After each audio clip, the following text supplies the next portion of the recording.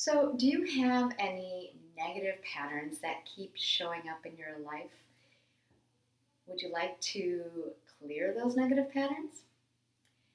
So, let's start with this. I want you to think about one of these situations. Maybe it's a person in your life that you can typically count on to take you down a notch. Or perhaps it's a situation, not a specific person, but whenever you find yourself in that situation, something happens or somebody will typically say something or do something that offends you or hurts you. So I want you to take a moment to think about this, and if you do need to pause the video, do so, and then turn it back on. And if you are so inclined, please feel free to share your example in the comments, as it could help others to realize their own examples, and more importantly, it helps people to know that they're not alone. And all of us, we're not alone. In fact, we're more alike than we think. So once you've thought about the situation, take a moment to consider how you typically respond in these moments. Ask yourself, is this working for me? And am I ready to be done with this pattern? Had enough?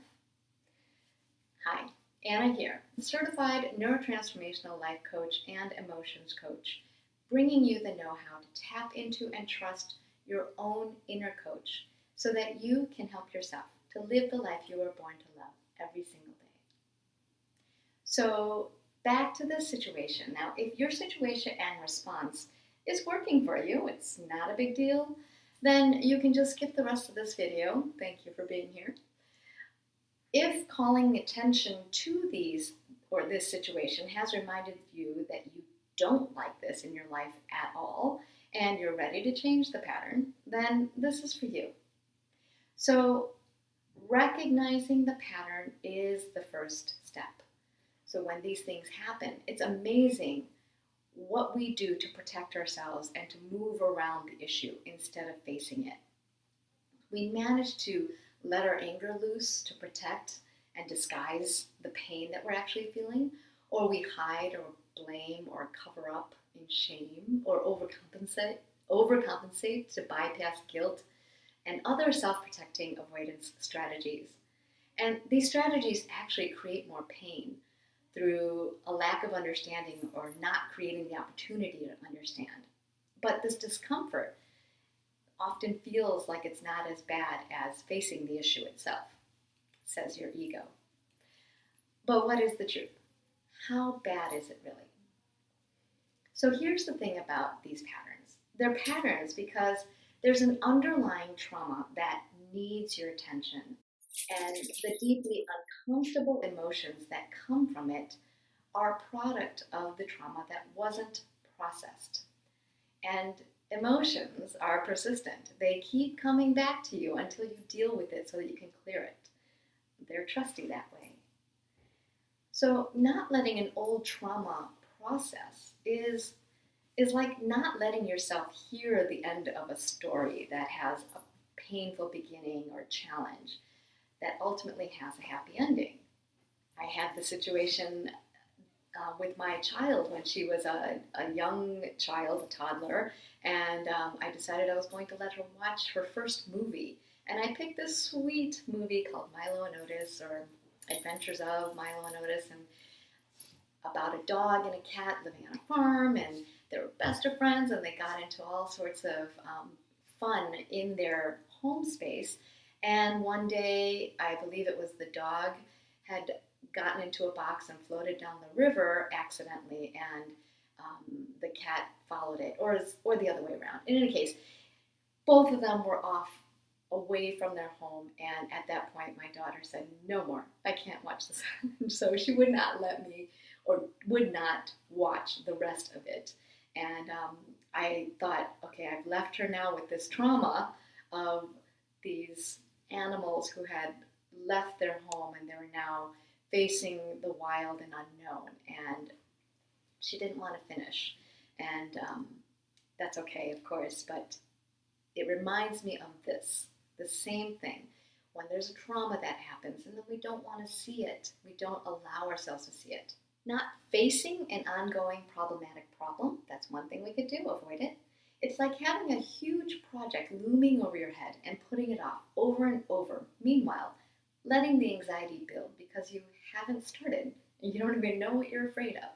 Okay, so these are two things, avoiding it or not allowing yourself to process trauma from the past. So we've all had these situations, and you might not consider a minor knock to your self-esteem, for example, a trauma. After all, you probably know people with way more traumatic experiences than you. But if it loops you into an ongoing problematic pattern, then there is still a trauma there that needs attention.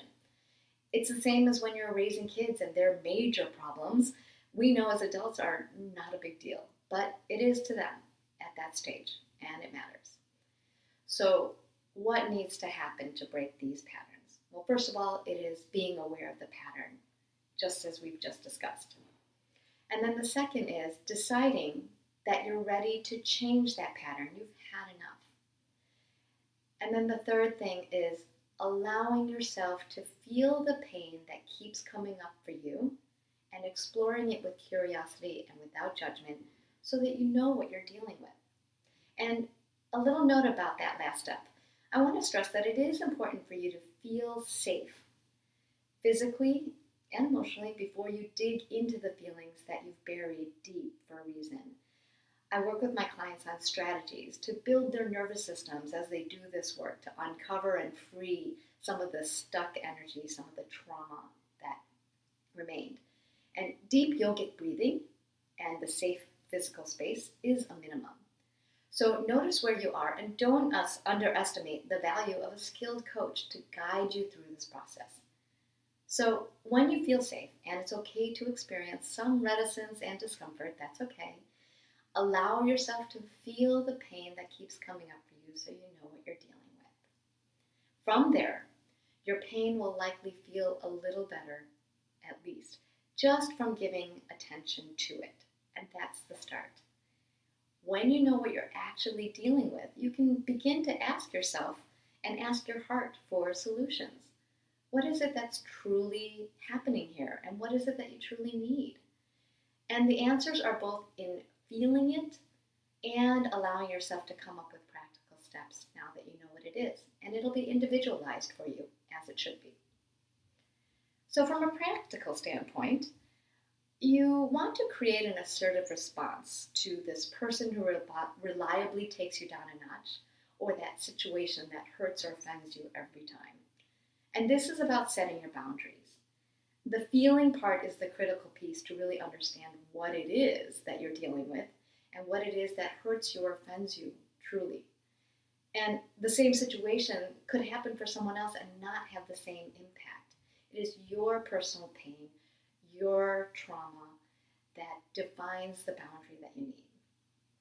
So depending on how deeply buried this pain is and how ready you are to relieve it, it may take multiple efforts to resolve, like bringing in that nervous system work and all of that. And that means this pattern could happen again, but you should see and feel a slight difference each time just by having a new awareness around it. Your boundary may be more clearly defined the next time or the next. Or you might just have a profound perspective shift such that the person, the situation doesn't even impact you in the same way anymore.